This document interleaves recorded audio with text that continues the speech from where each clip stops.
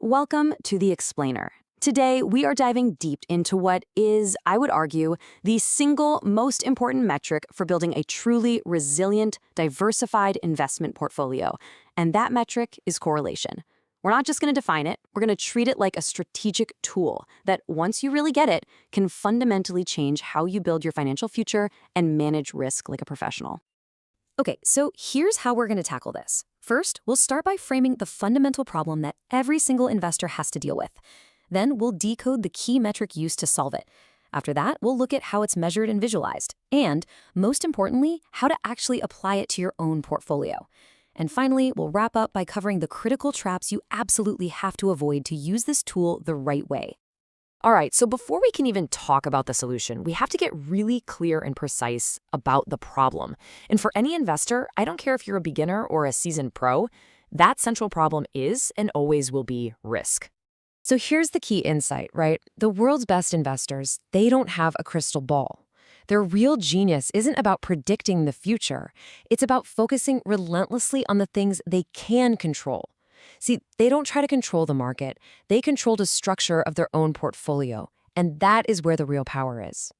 You know, it's absolutely crucial to understand that not all risk is created equal. Think about it this way. There's systematic risk, which is like a hurricane that hits the entire coast. Think a recession or a global pandemic, and pretty much everyone is affected. But then there's unsystematic risk. That's more like a fire in a single house. It's the risk of one company's bad earnings report or a product launch that totally flops. It's specific, it's contained, and here's the most important part. It's the type of risk you can actually insure yourself against through smart portfolio design. This is the risk we can manage. So now that we've framed the challenge, how do you reduce that company-specific house fire type of risk? Let's introduce the key metric that helps us solve it. This is really the statistical bedrock of diversification. At its core, correlation is asking a really simple question. When asset A moves, what does asset B tend to do? Do they move together? Do they move in opposite directions? Or is there just no relationship between them at all? Understanding this dynamic, well, that's the first step to building a portfolio that can actually withstand a few punches. And the entire concept is boiled down into this simple range of numbers. This is called the correlation coefficient, and it tells us everything we need to know. It shows us the direction of the relationship and how strong it is, all the way from a perfect negative relationship at -1 to a perfect positive one at +1. So let's break this spectrum down a little. Over on the far right, at +1, you've got perfect positive correlation. It's like two boats rising and falling on the exact same wave. But on the far left, at -1, they are perfect opposites. You know, one zigs every single time the other one zags. And then right there in the middle, a 0 just means there's no connection, just totally random, unrelated movement. And this slide makes it totally concrete. In that top box, you see positive correlation. A big tech stock is probably going to move in the same direction as the S&P 500 index because, well, it's a huge part of that index. In the middle, negative correlation. A put option is literally an insurance policy that pays out when a stock price falls, so by design, they move in opposite directions. And at the bottom, zero correlation. Think about it. The price of coffee has no predictable relationship to the number of bicycles sold. They live in completely different financial universes. Okay, let's kick it up a notch and see how this powerful metric is actually measured and, maybe more importantly for us, how it's visualized. Because sometimes getting a feel for the data is just as important as the final number. Now, the actual math formula can look a little scary. I get it, but the logic behind it is actually pretty simple. It's all about comparing the surprises. The calculation looks at each asset's price movement and compares it to its own average. So, when asset X has a surprisingly good day, does asset Y also have a surprisingly good day, or does it have a surprisingly bad one? It's by comparing these little deviations from the norm that we find the real relationship hiding underneath. And here's the pro tip that makes this whole thing accessible to everyone. You do not need to be a statistician or crunch these numbers by hand. Financial software, even a basic spreadsheet, has built-in functions, like the Coral function in Excel, that will do all the heavy lifting for you instantly. The key is just knowing what the result means and how to use it.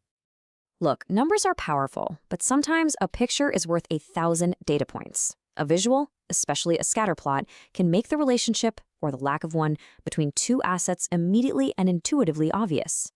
So how does this work? Well, Imagine plotting the daily return of a stock on the vertical axis and the daily return of a bond on the horizontal axis. Each day becomes a single dot on that graph. Now, after a year, you step back and look at that cloud of dots. Is there a clear upward sloping line? That's positive correlation. Does it slope downward? That's negative. Or does it just look like a shotgun blast with no pattern at all? That's zero correlation. The shape of the cloud tells you the whole story. Okay, so this brings us to the most important question of all. We've got the problem, we've got the tool. Now, how do we apply this knowledge to build a smarter, more resilient investment portfolio? This is where the theory becomes action. This right here is the central strategic principle. True diversification isn't just about owning a lot of different things. It's about owning different things that behave differently under the same pressures. The goal is to build a portfolio where that house fire in one corner doesn't burn down the whole neighborhood. This table lays it out perfectly. A big tech stock and the S&P 500, they've got a super high positive correlation, somewhere around 0.9.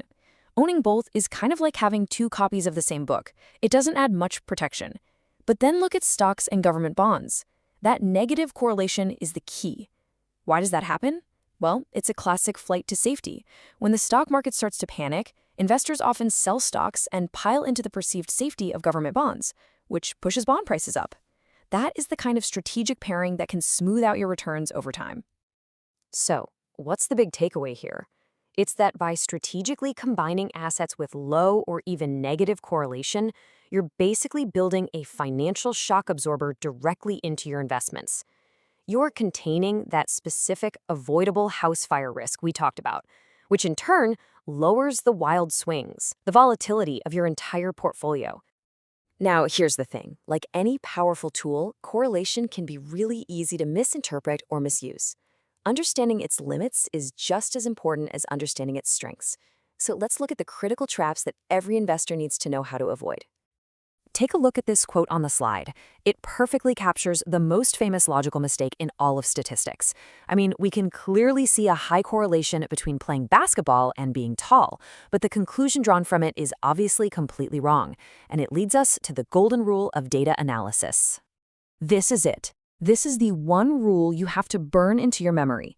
Correlation does not equal causation. Just because two things move together doesn't mean one caused the other. Think about ice cream sales and shark attacks. They're highly correlated. When one goes up, the other goes up. But does eating ice cream cause shark attacks? Of course not. There's a third factor, hot weather, that causes both. And this is a constant trap in finance. And beyond that big one, you have to watch out for other traps. First, be really careful with outliers. A single crazy event like a market crash can dramatically skew the math and make two assets look way more related than they actually are. Second, think about your sample size. A correlation you find over just 1 month might be nothing more than random noise. You need long-term data. And third, remember that standard correlation only sees straight lines. It can completely miss a more complex, maybe U-shaped relationship where two things are clearly connected, but not in a simple, linear way. Let's be really clear. The goal here isn't to find some magic number that can predict the future with perfect certainty. The goal is to use correlation as a critical diagnostic tool for analyzing and managing risk. Think of it as a compass that tells you your current direction, not a crystal ball that shows you the final destination. So I'll leave you with the question on the slide. This isn't just some abstract theory. It's a practical tool. It's a brand new lens to view your portfolio, not as just a random collection of stocks and bonds, but as an interconnected system. And understanding those relationships, that's the key to moving from just owning investments to strategically designing a truly resilient portfolio.